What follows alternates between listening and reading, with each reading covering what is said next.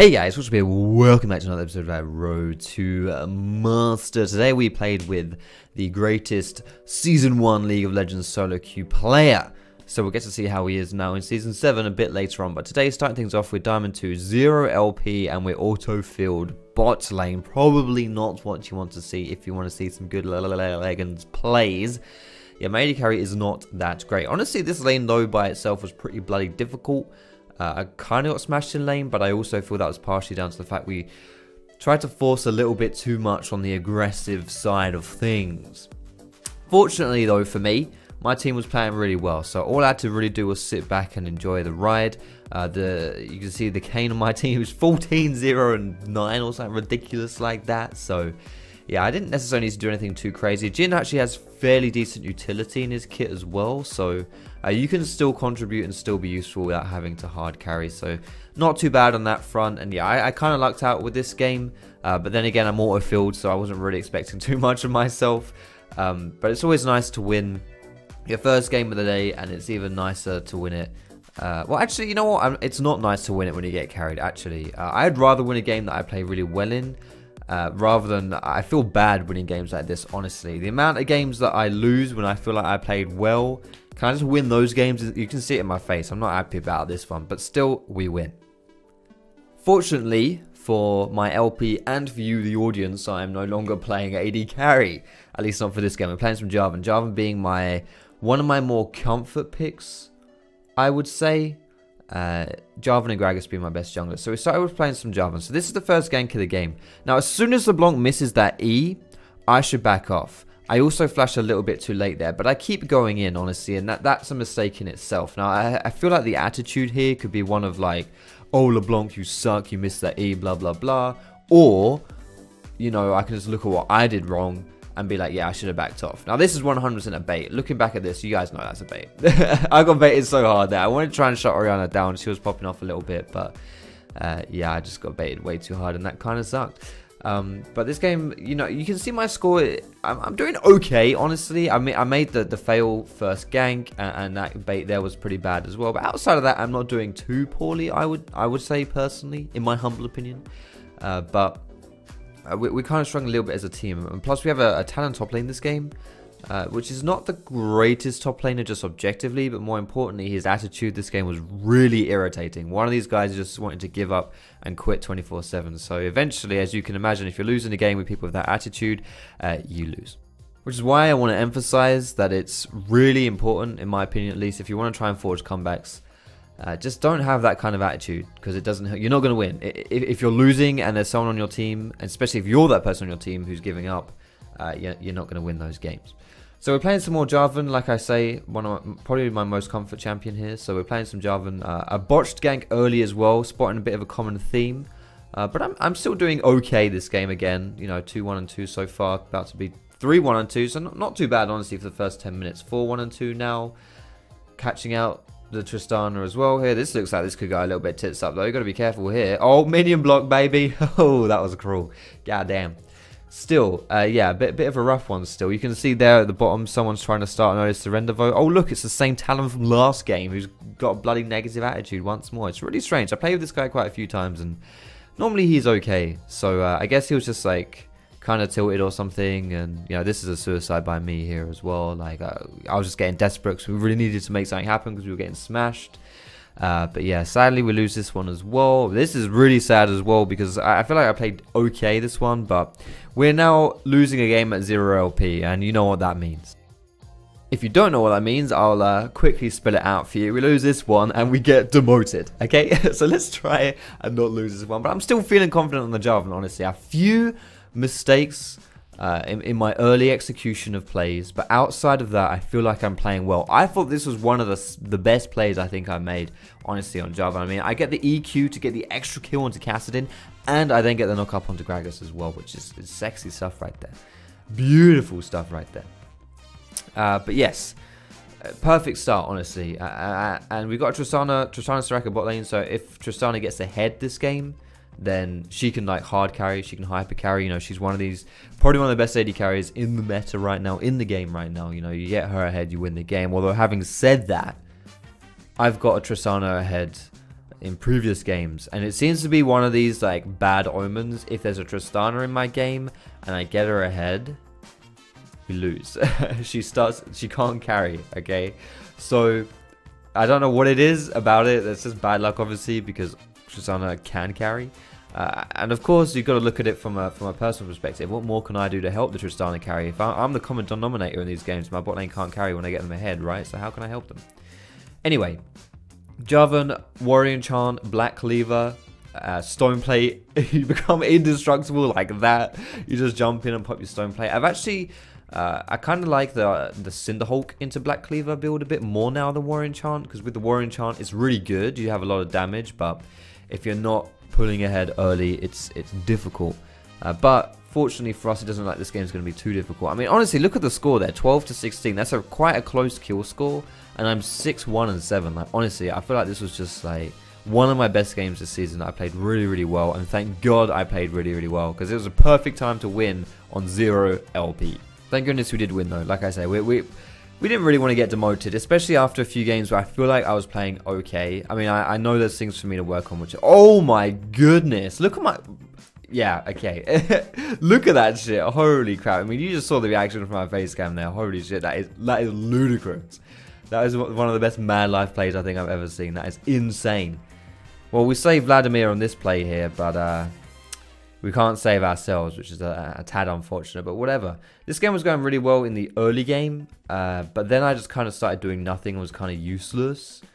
And as you can kind of see, I don't know if you can really tell, but Rengar suddenly just randomly got like 3 or 4 levels on me this game. I don't know what happened. You know, we were stomping early, we were making it happen early, and I was ahead of... I remember hitting level... He was level 5, like 6 minutes, which is really low.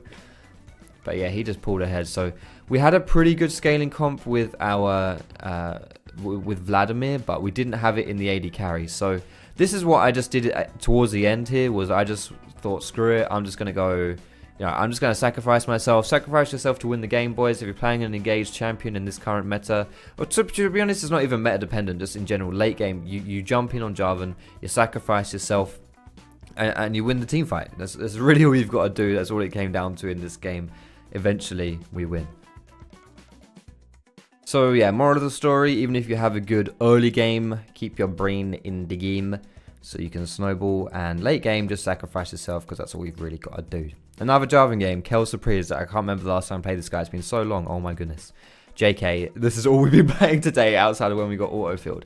The really good thing about this game here was my ability to counter gank Shaco. It's kind of hard to see in a highlight video like this, but I was always on this Shaco's nutsack. Like I just had his number this game. Like I was just running around the whole map. I was making plays everywhere. I feel like if I wasn't in the right place at the right time consistently this game, we would be losing a lot of these plays. But because I was in the right place at the right time, I turned them all around.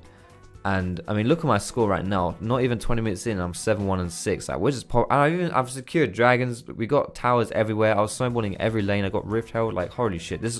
I said before that it was one of my best games this season, right? Well, this one is probably the best Jarvan game I played all season. Like, no exaggeration, no exception. And look at these EQ flashes. That's the second one I've done this game. I'm just too good at this game. Like, if I played like this every single game, Diamond 1, I'd get Diamond 1 and Master Tier within like a day. I may sound like a heavy exaggeration, but honestly, I feel like if you're in the kind of like mid D2 range, as we are right now, 53 LP, then really the only thing holding you back from Master Tier is kind of like a tweak a few things, but also consistency. So, some more Jarvan. Sorry if you're bored of Jarvan, but I want to win some League of Legends games. You know how it is. Master Yi, pretty scary champion if he gets ahead, so hopefully he doesn't get too ahead this game. We had a decent start-ish, but we were kind of struggling in bot a little bit here. Tristana Lulu is a very strong combination. Considering the meta around hyper carries, protecting your carries and all that malarkey, Tristana's very good at Lulu's very good at protecting Tristana, but still. Master Yi, you can see here, he's got 3 and a bit items right now, and I've got like 2 items and a cloth armor. So he's kind of ahead of me, but you kind of expect that if you're playing the team focus game with Jarvan, and he's playing the selfish farm game with Master Yi. But regardless, we get almost clean ace there, which is, you know, not great. And this Master Yi was just an absolute machine this game. They had a Lulu as well to empower him, to protect him. And then mid laner is a pretty good kind of supporty-ish champion with Malzahar as well. So, yeah, they had a pretty good scaling team. They scaled and they smashed us. That last game, though, was another game where I went Warrior Enchant.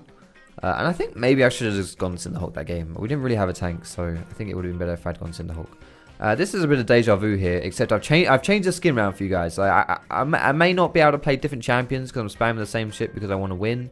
But I can at least change the skin, so it looks a little bit different.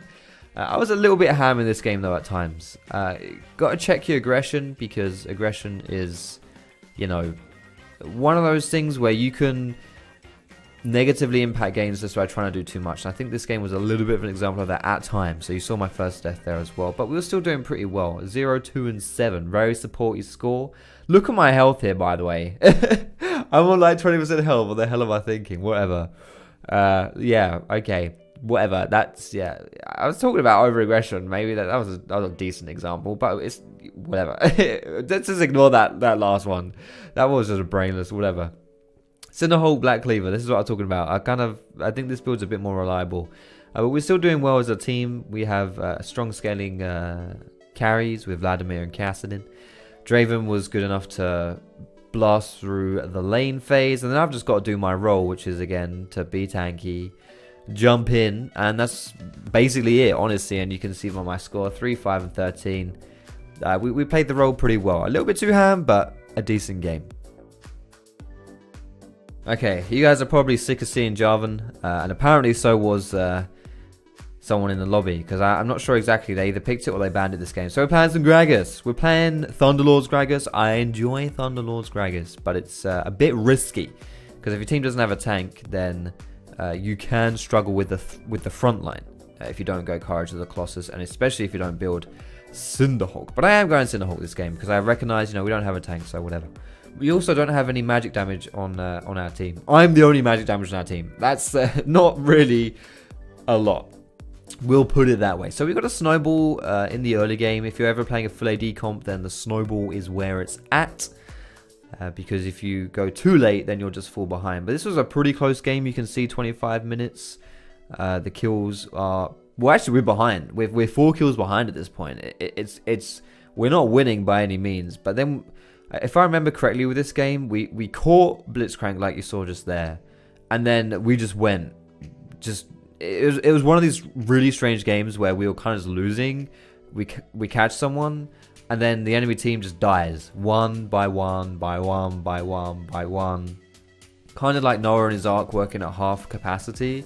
And we just end up winning, I guess. Like, look at that. I mean, we were, what, 18 kills to 22? And that last clip, we were 28 kills to 22. So, yeah. Strange ending. Pretty close game, though. There's only one thing better about winning a League of Legends game, though, and that's winning a game so that it puts you on 69 LP. Because that it's the sex number. That's not good, though. I thought we were just going to go pretty ham on this one together. You know, the old EQ flash combo. This is the rank 1 player, by the way. The rank 1 solo queue player is this Echo right here. His name is Hawkdon, if you were playing in Season 1. He's not rank 1 now, mind you, obviously. This is Diamond 2. But if you played in Season 1 or Season 2, you'd probably recognize his name if you're a high elo, or even if you kept up to date with high elo people. He was a Malzahar player back then, I seem to remember. But I got him in my game now, and he's playing some Echo. So what do you reckon, guys? Is the rank 1 player of Days of Old, is he still good at this game, or is he garbage? Well, he's in Diamond 2, so he's not as good as he was before. But you can see by some of these plays, I mean, he's popping off a little bit. Like, he's going pretty ham, honestly. He's playing pretty bloody well. Obviously, Malzahar's had a rework since Season 1, so maybe he doesn't like playing him because he's changed a bit too much. But we had a decent-ish performance, specifically in the beginning of this game here. A little bit too ham at times, but not too bad. And honestly, I think overall it wasn't awful. But we did have a very, very big issue this game, where we were clinically addicted to suiciding. A lot of plays happened this game where we were just like, people were pushing up as 2 people and then they just die, or someone would go for an assassination and it wouldn't work and they just like this. We just go for this, and it's like, this was a free game. Honestly, we should have won this game pretty easily. And it's like, you know, this happened like 5 times in a row. And it's like, just chill the fuck out, okay? Just chill down. Just don't go crazy and just chill out and we win, okay? And they just didn't do that, and yeah. And then it kind of evolved into that thing where everyone starts raging and it's like whatever. So yeah, Hawked On, very good back in the day. Probably still good, but it was a little bit Rambo, but it's whatever. It's solo queue, you know. So you go Rambo, you go for the kills. It is what it is. So thanks for watching the gameplay today, boys. I hope you enjoyed it. Cheeky thumbs up if you did. You can subscribe to me for more leggings content. You can find me on Facebook, on Twitter, and catch me streaming at twitch.tv/Foxdrop. We ended today at Diamond 248 LP or something like that. Hopefully in the next episode we can get into a Diamond 1 promise. Thanks for watching, guys. Have a great day, and I will see you in my next video.